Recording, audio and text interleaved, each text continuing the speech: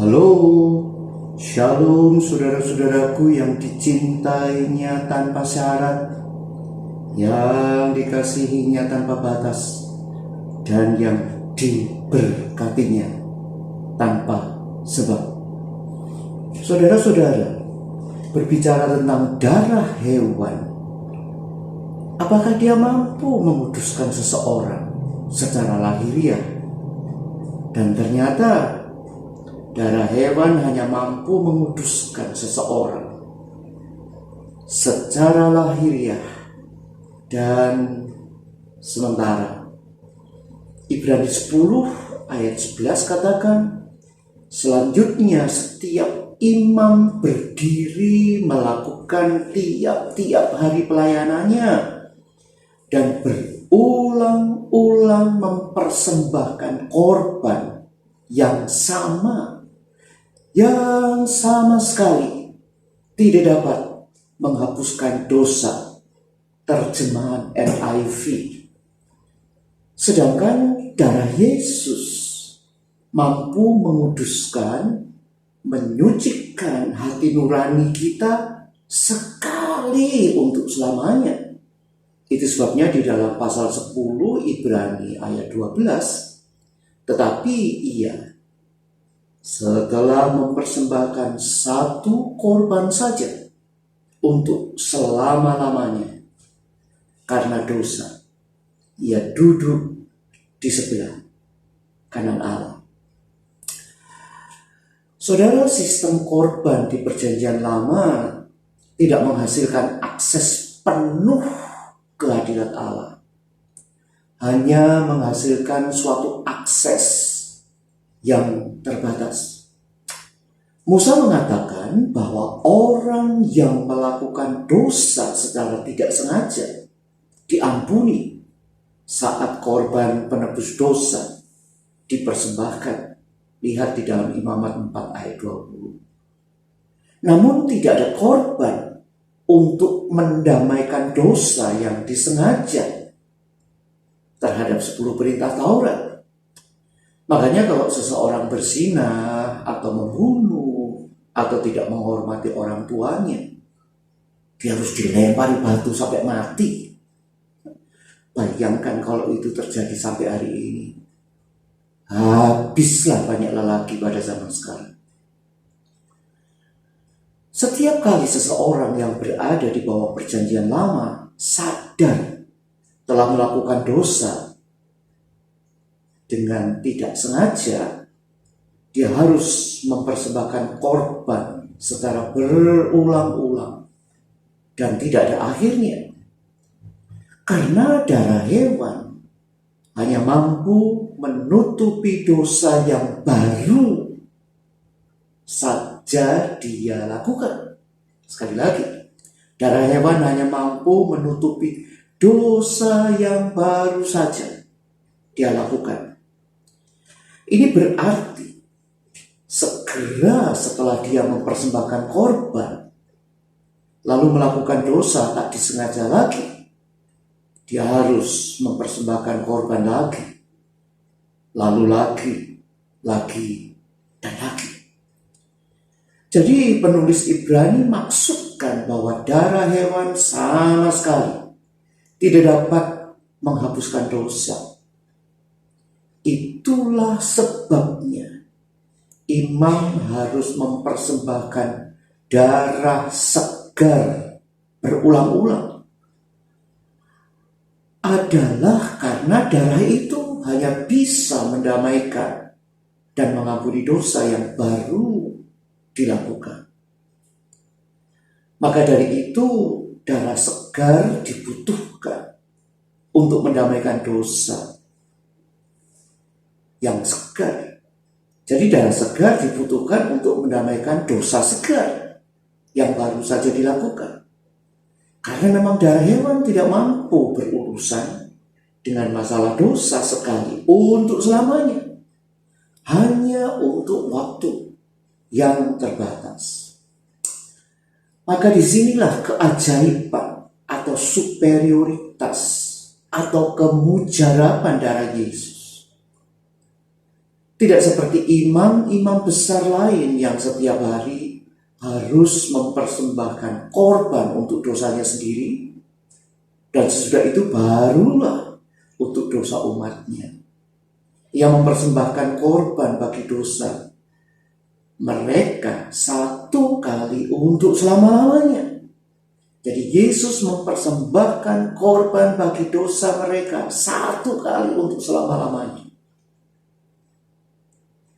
Dengan membawa dirinya sendiri, kata Ibrani 7 ayat 27, terjemahan NIV juga.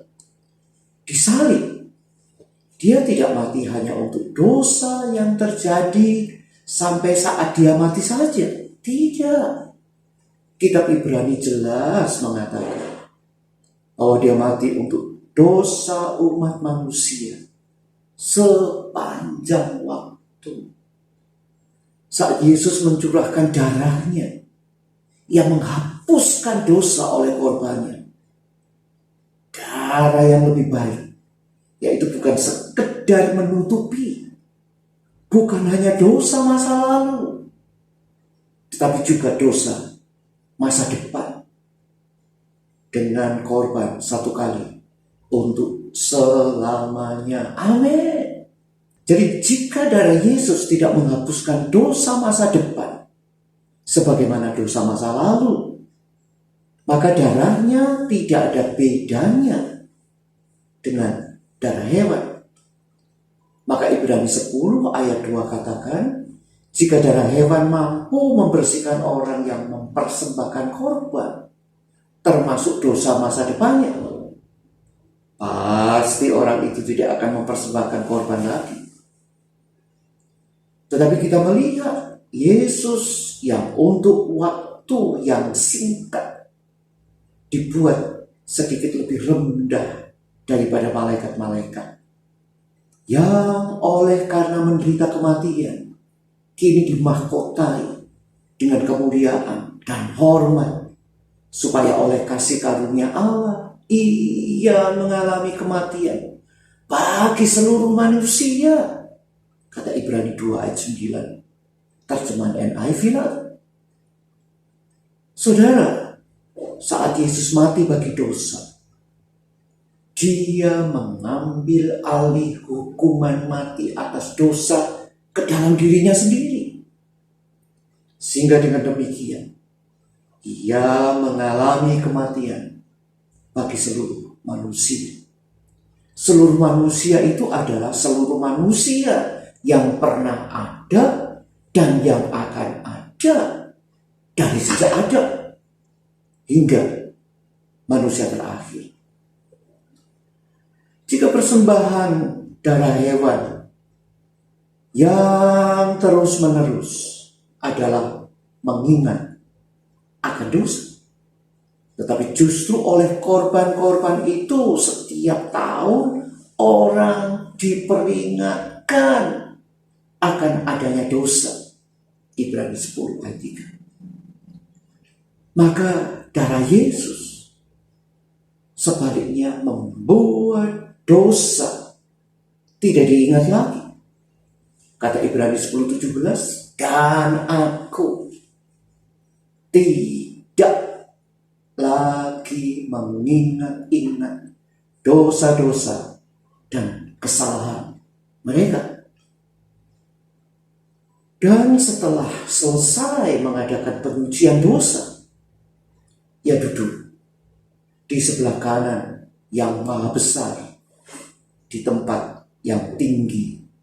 Kata Ibrani 1 ayat 3. Itulah tema pembuka kitab Ibrani ini, memberitahu kita bahwa Yesus sudah melakukan penyucian semua dosa sebelum dia naik ke sorga. Tidak ada penyucian yang terjadi sesudah kenaikan Yesus Tuhan ke sorga.